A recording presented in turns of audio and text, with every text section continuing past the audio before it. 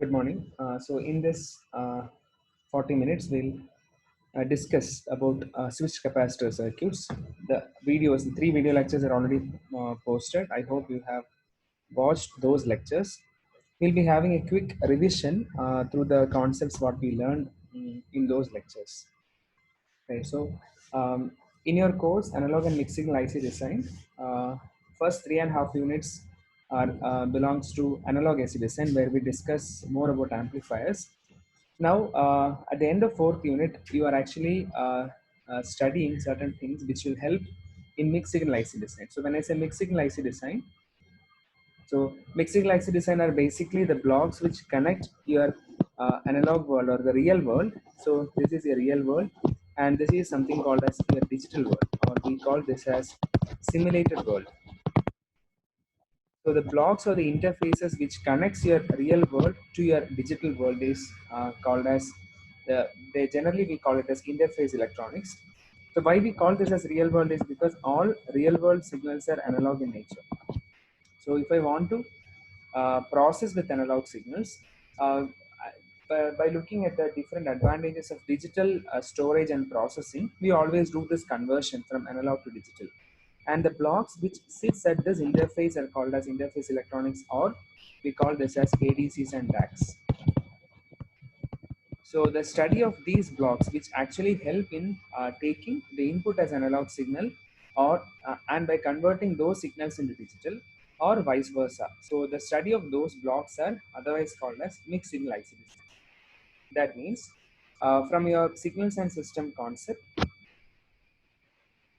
you would have learned whenever you have an analog signal, we call it as a continuous time continuous amplitude signal, and whenever you have a digital signal, we call it as discrete time and discrete amplitude signal. That means two processes are basically happening here to convert this continuous time into discrete time, and to convert this continuous amplitude into this discrete amplitude. So those two processes are called as sampling and quantization. Maybe you have seen the process of sampling and quantization many times in your communication systems course also, right? So our objective here in basically in studying the switch capacitor circuit is to understand how we convert this continuous time signal into discrete time signal.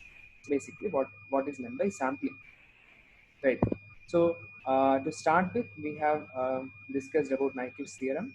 And as you know, as per Nyquist theorem, without any loss of information, if you want to sample, you have to sample at twice the bandwidth of the signal. So with respect to that, when I look at a very basic sampling circuit, you can actually use a switch and a capacitor, and depending on what signal you give here, and depending on the clock signal here. So whenever a clock signal is given here, and whenever this switch turns on, whatever data is available here, that will be available at the output. And the other time, whenever the switch is closed, whatever data is actually sampled, those data will be stored in this capacitor. So that is basically, this is a very simple sampling circuit, where a circuit can be used to sample the data and hold the data, right? So these two modes are called as sampling mode and hold mode, where the whenever the clock is high, the data will be sampled, and whenever the clock is low, the sampled data will be held in the capacitor. Now, as we know, whenever I look at a capacitor, so capacitor is otherwise called as analog memory, where I can actually store my analog signals. But we know that the charges stored in a capacitor may leak uh, on due course. When time progress, the charges in the capacitor may leak. So because of the charge leakage, from the charge leakage mechanism, charges may leak. Now, now what happens? What happens if the stored charges in the capacitor varies? If the stored charges in the capacitor varies, it will definitely affect the sampling system. Why? Whenever you have a signal, and whenever this clock is high, we are actually sampling data here, and depending on that sampled data, that sample data is actually stored in the capacitor. Now, if the charges in the capacitor are varying, uh, the next stage will actually get an erroneous data, right? So if the charges in the capacitor are varying, the next stage will actually process a different data, or a data with some error. So that should not happen. So we have to we have to retain the charges which is stored in the capacitor. So that is where we need this switch capacitor circuits. So before that, we have looked at the the basic disadvantages of a simple sampling circuit, where we looked at the signal dependent resistance. I hope this is clear, because the on resistance of the switch depends on VGS minus VT. Now, depending on the signal given, or depending on the time varying signal which is available at the input, the resistance also may vary. So we call this as signal dependent on resistance, right? So you have a varying on resistance for the MOSFET. Now, another thing is there is a bandwidth limitation whenever you use the small circuit. The maximum bandwidth is actually 1 by 2 pi RC. And one more thing here is, as your resistance varies, as your on resistance varies, your R varies. That means your bandwidth will actually, if your R is increasing, your bandwidth is actually going to decrease. And the third limitation is amplitude limitation, because we know that whenever I use a NMOS based switch, the maximum voltage what I can available here is actually uh, so the MOSFET need to be turned on. So if the gate voltage is VDD, what I can get is actually VDD minus VT, or an NMOS which can pass a maximum of voltage lesser to one threshold, because they need to maintain a VGS of VT to turn on. So for an NMOS switch, if your input voltage is actually VDD, if it switches between VDD, output cannot go till VDD. Output can go only till VDD minus VT. So these are actually 1, 2, and 3 disadvantages of a normal NMOS based sampling circuit. Now, so any doubts so far? Are you in track?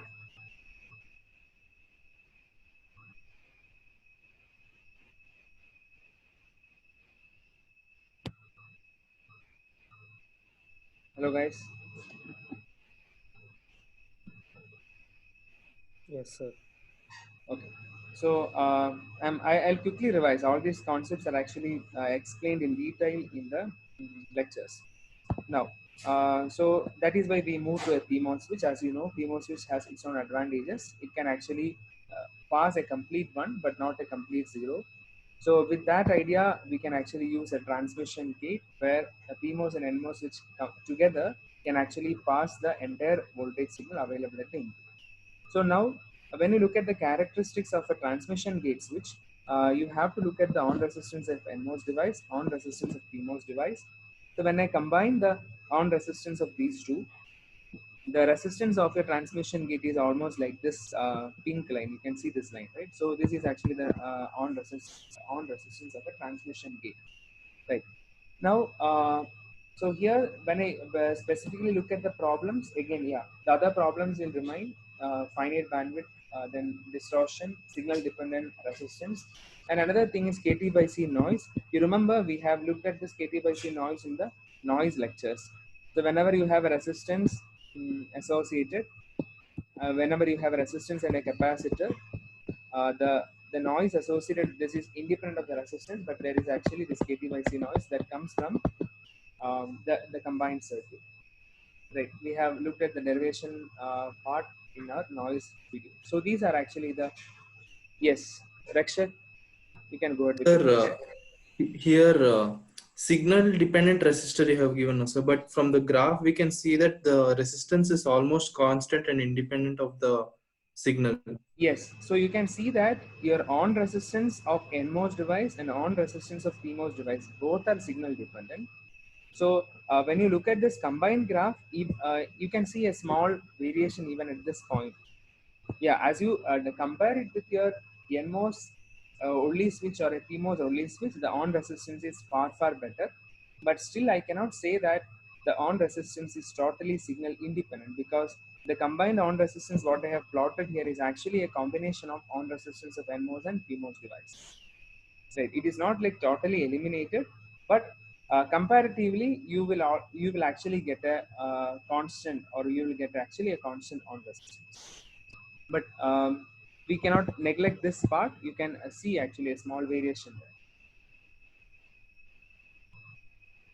Is that clear, Rakshat? Yes, sir. Yes. Okay. So moving ahead, yeah. So when I look at the whole phase, so sampling phase is what we have seen. So by looking at the by using a NMOS switch or a PMOS switch or a transmission gate switch, we can actually get some voltage at the output. Now, what happens to the whole phase? So during sampling phase, if the total charges available at the capacitor, say if I can write the channel charge as C aux into WL in VGS minus VT, or when I write VGS as VDD minus Vin, this is actually the channel charge available, right? So now what I'm looking at is V in, V out is actually whenever the switch is on, V out will be equal to V in. That data is already there.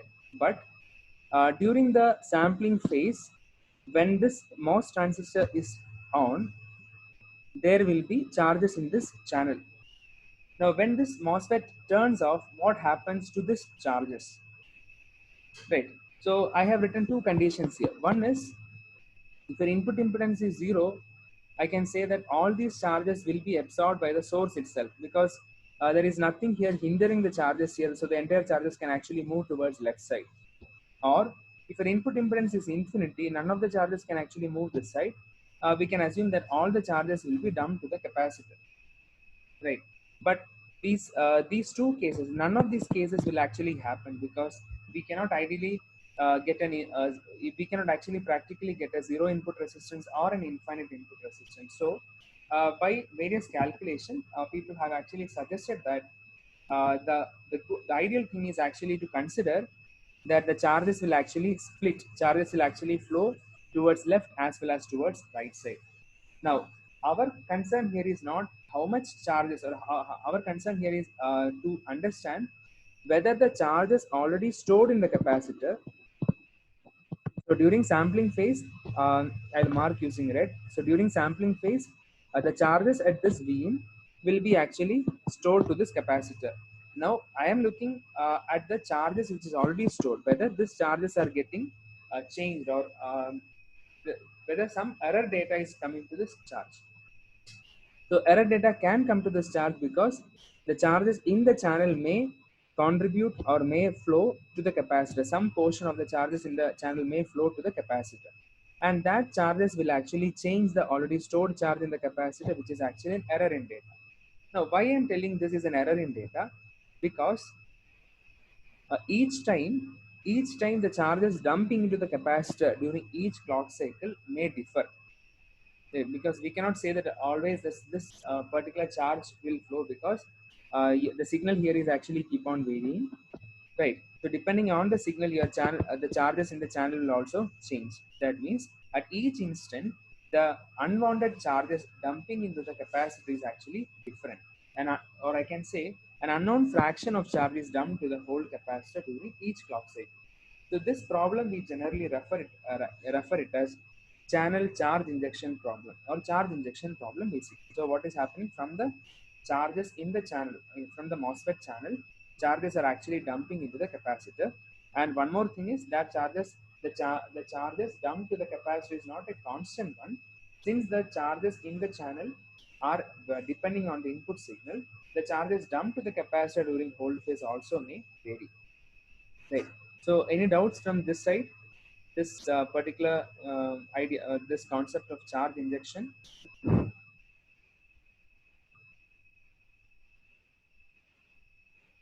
If you have doubts, you can ask. Otherwise, I'll go ahead. So anyway, we understand that there is a charge injection problem. There is a charge injection problem. Now, we need to see how this charge injection problem can be resolved. Right.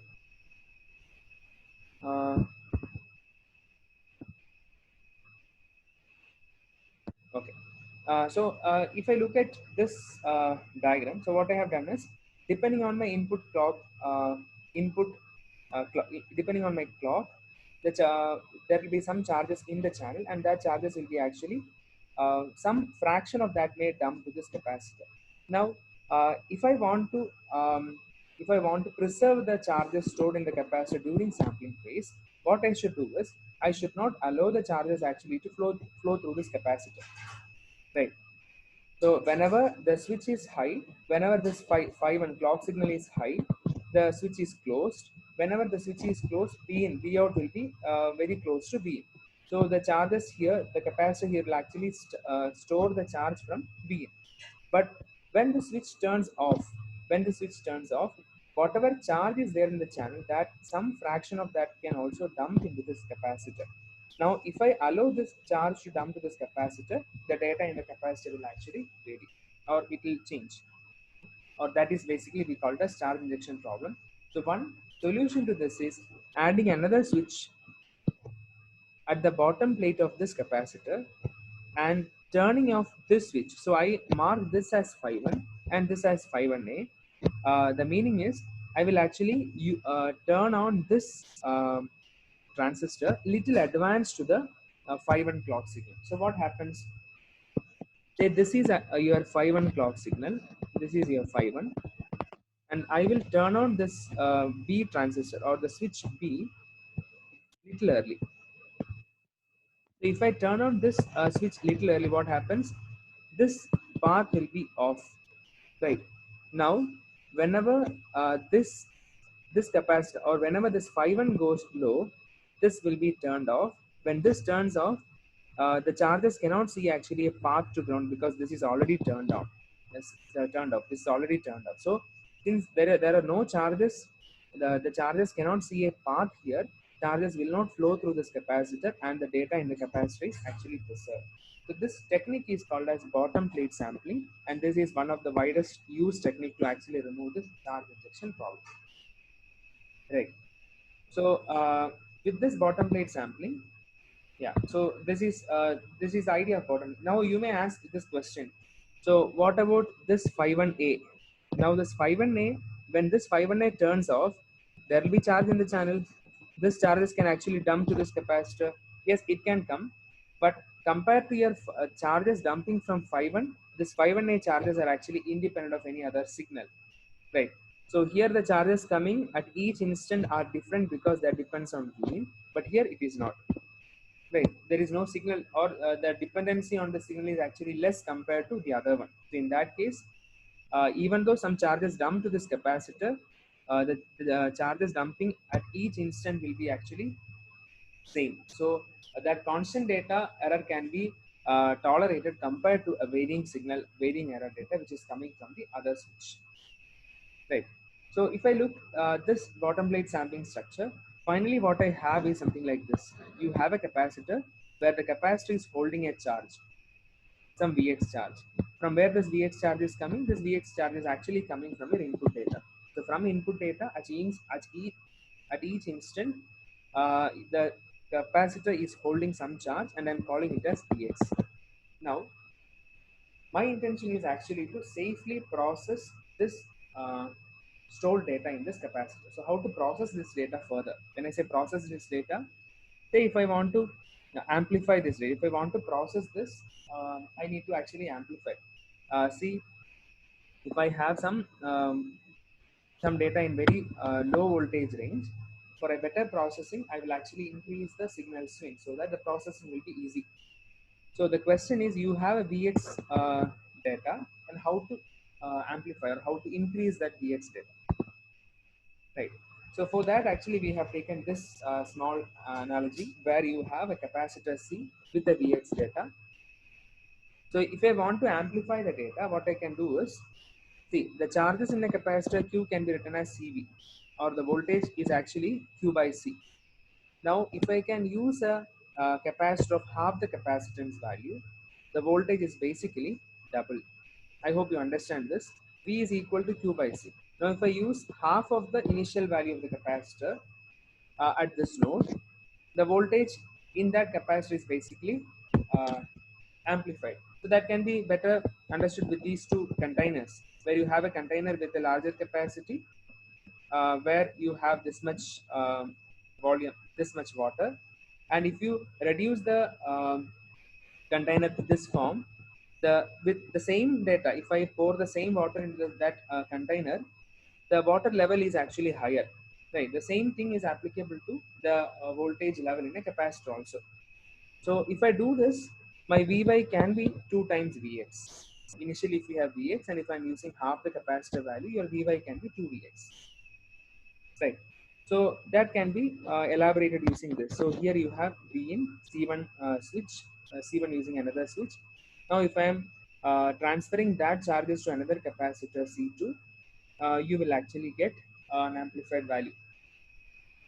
Now, if I analyze this part, very carefully, I can write that initial charge on capacitor C1 is C1 into V1, right? And the charge on capacitor C2 is 0. So the total charge before switching is C1 into V1. Now, when I close the switch, the charge on C1 and C2 will be equal to C1 into V final and C2 into V final, because we know that charge redistribution will happen across these two capacitors.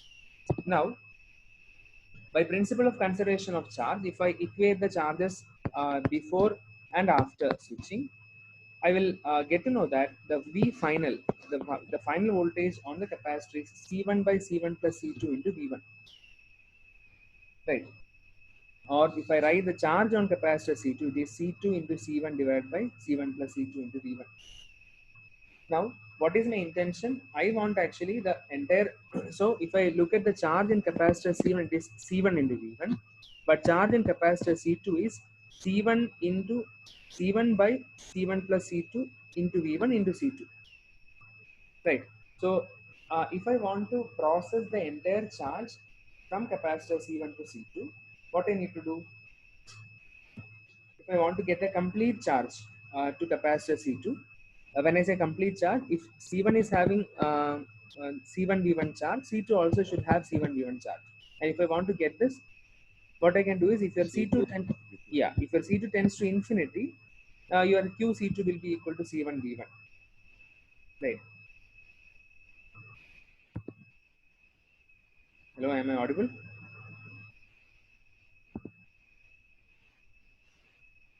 Oh.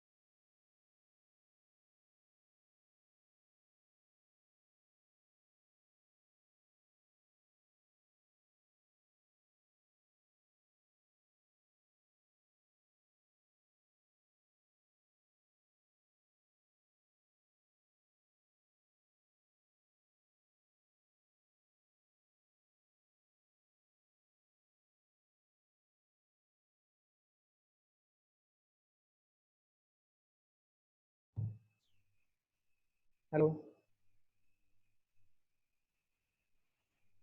hello, am I audible? Yes, sir. Yes, sir. Yeah, actually my Wi-Fi connection is lost. My power is out now. So I'm actually using my mobile data. If there is a lag in my audio, please tell me. It's fine, sir. Okay, okay, right. So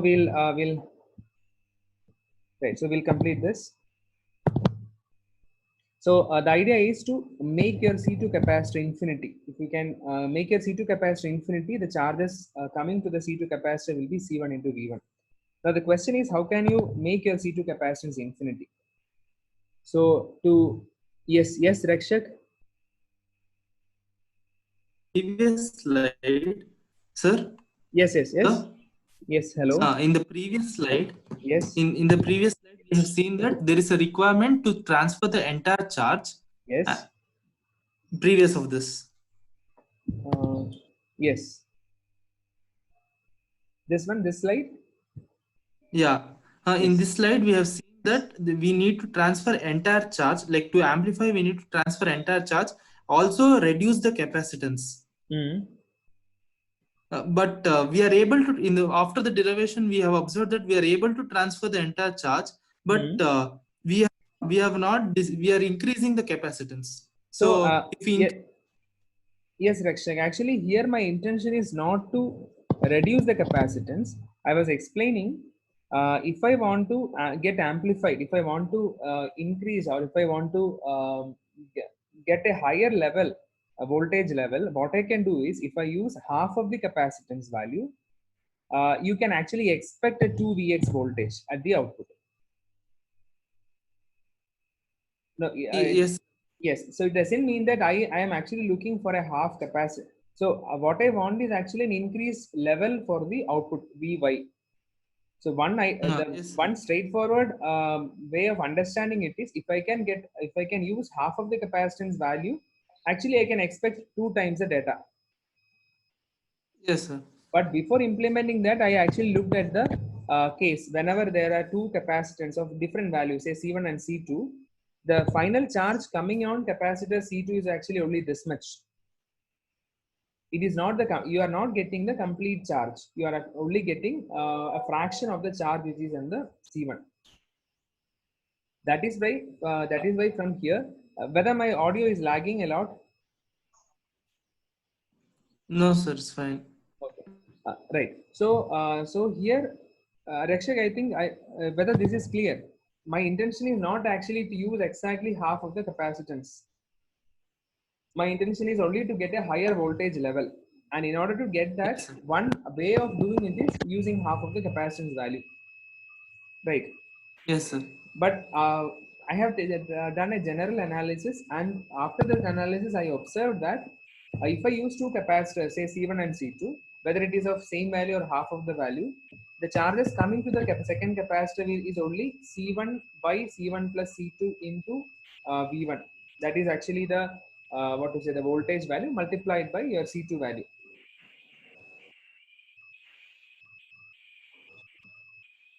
Is that fine?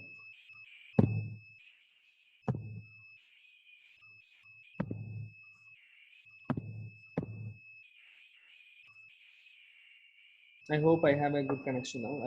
I switched to my Wi-Fi connection. Yes. Is that clear?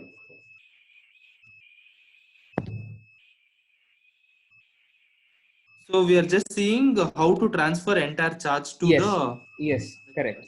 yes. Now the question is how to make the C to infinity.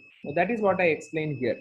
So to get an infinite capacitor, so the charge on C2 is this C1 V1 by C1 plus C2 into C2. Now to get an infinite capacitor, the idea is maybe you remember this. We have done enough on this in frequency response and the other things.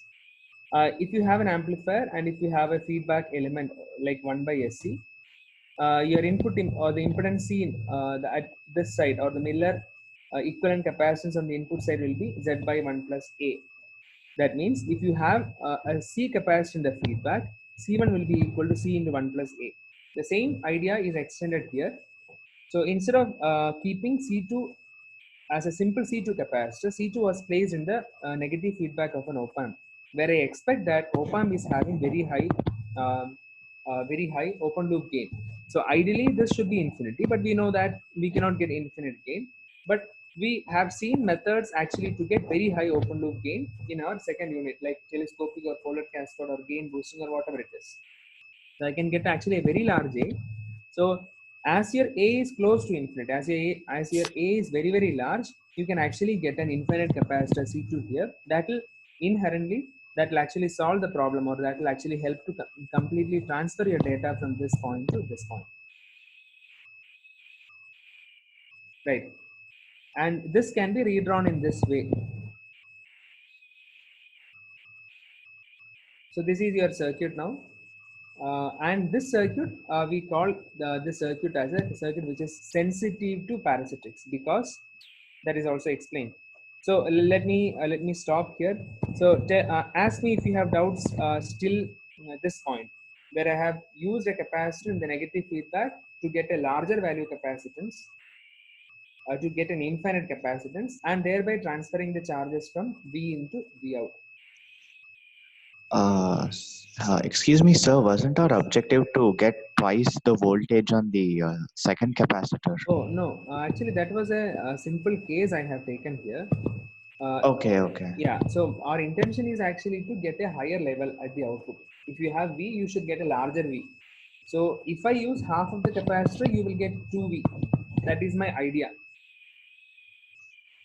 With that, I Okay. started. Now, if I do that, the charges coming on the second capacitor, by all this analysis, I observed that it is not actually the complete charge coming at the second capacitor. So then my entire objective was actually to see how I can transfer the complete charge. So Yes. yeah. Uh, So we got an idea that that will happen only if you have a C2 capacitor of infinite capacity. Sir, so what is the current voltage level in this situation when C2 is infinity? When C2 is Infinity or uh, very high, the mm, voltage would be quite less. No, sir? no, when your C2 is infinity, see when your C2 is infinity, where it is, Q yeah. equals CV. Yeah, when your C2 is infinity, your second capacitor charge is actually C1 into V1. The entire charge is coming. So if you Yes, want sir. to, yeah, if you want to look at the output voltage, you can write the output voltage here, right? Your output voltage will be equal to. So tell me what is output voltage for this circuit? Uh, Minus of feedback impedance divided by input impedance. Right. So feedback impedance is 1 by SC2. Input impedance is another capacitor, so 1 by SC1. So that is why I have written it as minus C1 by C2 into V1. V. uh, could you explain, sir? Yes, sir, but C2 is infinity, right? So won't it be a very small value? No, see C2, whenever the charges so from C1 capacitor, when C1 capacitor look to this side, what C1 can see is actually an infinite capacitance. It is not like we are putting a very large value capacitance here. Your actual C1 will be in picofarad. It can be 1 picofarad or 2 picofarad or a very small value capacitance. But since the Okay. C2 is placed in the negative feedback loop of an op-amp, whenever the C1 see the capacity of this towards this side, C1 can see actually an infinite capacitance. It is not like C2 itself is an infinite capacitor. Okay. Sir, so where do we measure the voltage level for the final output? Here at the output here. Oh, okay. Yeah, so you can see that this is something like an inverting amplifier kind of thing. So you can write the output. This is a negative feedback configuration, right? So you can write the output here. Ideally, when your A is infinity, you can write the output here as minus feedback impedance divided by input impedance. That will give you this as the expression. Okay, sir. Right. Now, one more thing you have to note here that we define this as a parasitic sensitive switched capacitor integrator. Maybe in the later lecture, I explained why we call this as switched capacitor. The configuration of using two switches and a capacitor. Like for us, maybe I hope it is clear. I have explained this later. Right. So now you can see that the capacitor which is marked in red is actually a parasitic capacitor. That is why we call the circuit as parasitic sensitive switch capacitor integrator. Now, if I come to this circuit, what I have done here is I have made an attempt to make the circuit insensitive to parasitics. So in order to do that, what I have done is I have included the previous mentioned bottom plate sampling for the same circuit. And after employing this, yeah, I think I missed this data here. So this is a regular sampling circuit, but from the previous discussion, in order to eliminate charge injection, we have to actually use bottom plate sampling. That is actually made here. But even after including bottom plate sampling, I have written the voltage expression, and still I can write the expression as minus of C1 plus Cp by C2, where Cp is again a parasitic capacitor. Now the efforts are made to make this circuit parasitic insensitive. That is by actually uh, taking the data from the bottom or the other plate of the capacitor C, and by connecting to this side, that will actually give you a final circuit of this form, which we call it as parasitic insensitive switch capacitor integrator. Right. So I did not explain, just I summarized here. In the lecture I have explained in a detailed way how and why this is happening, and how this circuit becomes a parasitic insensitive switch capacitor. One more thing, why we call this as switch capacitor integrator is, you have a capacitance C2 here. So the charges are kept on accumulating in this C2 capacitor. So each time the charges will be keep on accumulating here, or the charges in the capacitor is actually getting integrated. So discrete time accumulator is actually a continuous time integrator. That is why we call this as switch capacitor integrator. Now, if I use a switch in parallel to this capacitor,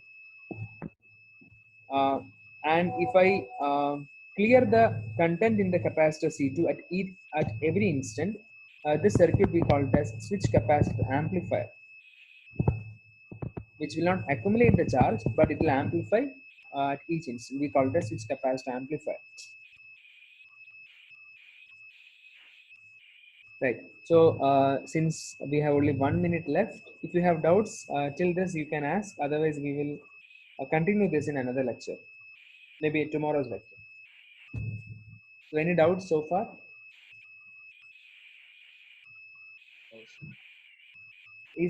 Whether the videos were clear, you could follow that. Yes, sir. Okay. So I can see 42 participants, but some are not from our section. So what about other students? Okay, let me see. I have the list with me. Let me see. Okay, so thank you. So please go through the lectures of switch capacitor integrator, and if you have further doubts, please message me. We will discuss in another session, and we will take up the numericals in another session. Thank you. Thank you, sir.